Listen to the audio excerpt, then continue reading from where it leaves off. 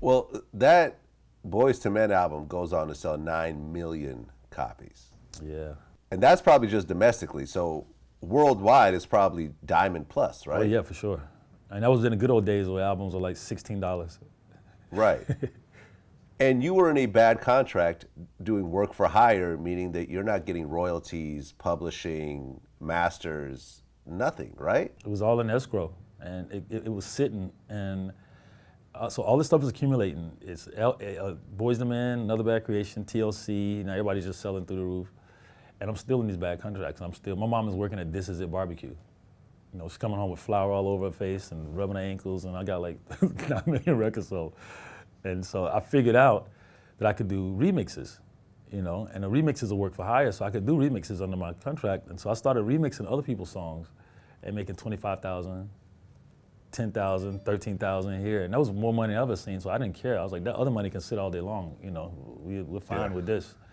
And finally, after the first TLC album was really successful, then they came out of the woodwork and said, hey, can we make a deal? And by the time it was like $3 million sitting there. And I was like, sure, let's make a deal. I'm cool now. I'm getting 20 grand for doing this. Money is money, you know. I didn't really have a reference at that time like that. And so, but by the time we really made the deal, it was, you know, $3.5 million sitting. Okay, so did you get the money that was owed to you as a producer? I did. Ultimately? I did. Joyce Irby came back. I didn't know, she just disappeared for a couple of years. And while she disappeared, we couldn't get in touch with her to say, hey, can we make a deal? Can we, you know, and sometimes a lawyer would call and they would disappear for another 4 months, you know? So it was like one of these impossible kind of situations to deal with. And then one day out of the blue, she just comes up to the lawyer's office and says, hey, can we talk? This doesn't make any sense. Can we make a deal? I said, of course, you know. She said, well, just tell me what you think is fair. And I said, well, I don't think you should have all of my stuff. I think you should co-publish it because you did do something for me, but there's no way you should have all of this. She said, okay, fine. And then she goes, what else you want? I said, well, I want my publishing, I want my points back, I want it. So, okay, fine. And then she goes, I just need you to do one thing for me, is I can't get any work in this industry because I've been shut out because everybody knows about dealing with you. If I bring you an act, would you sign the act? And I said, well, as long as I don't have to deal with you, I'll sign it if it's good. And she bought me Sammy, so everything worked out good. I just noticed that on the second Boyz II Men album, you only produced one song. Was there a reason why you didn't continue to stick with them after having so much success on the first one? Yeah, it was actually. I didn't like them after that.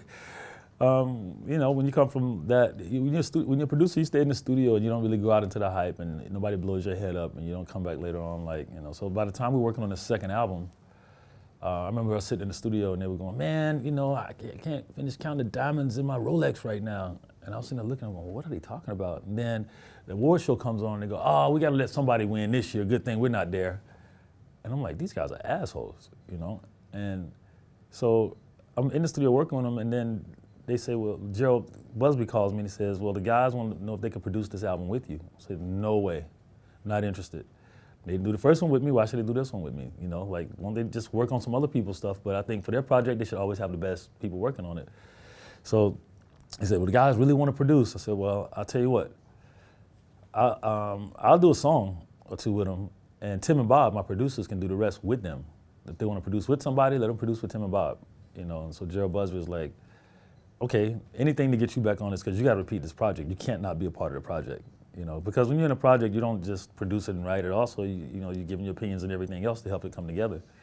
And so that's how we ended up doing it. I did Thank You. I did some of Vibing with them. And even by the time we got through with Thank You, I was like ready to shoot everybody. It was just ridiculous how drastic of an ego change it was. And I was so happy to get out of the studio. And then check this out. So then, during the same sessions, Babyface comes, right? And Joe Busby says, hey, Babyface is coming to the studio today. He wants to sing you guys another song. You know, why we got to work with Babyface? Well, why? Because you just had a big hit with End of the Road. So Face comes to the studio. He opens the laptop up. All of us are sitting around, and he starts singing I'll Make Love to You. He sings the whole song, right? He has the instrumental, but he's singing the whole song to us, right? After they finish, they go, Boyz II Men looks at him and goes, see, that's what we talking about. That's what we do. We don't need you. This is horrible. I'm like, uh-oh. So then Gerald Busby calls me back. He said, Dallas, how did it go with Babyface? I said, they just told him they don't need him, that they write the same kind of songs and that song is horrible. He says, what? Put me on the speakerphone. Guys, I'm not asking you, I'm telling you, do the song, roll your sleeves up, go to work right now, click. And that song ended up being bigger than End of the Road. You know, so they just got to that point where they were smelling itself so much that I from that point, I was just like, I can't believe they turned into this, really.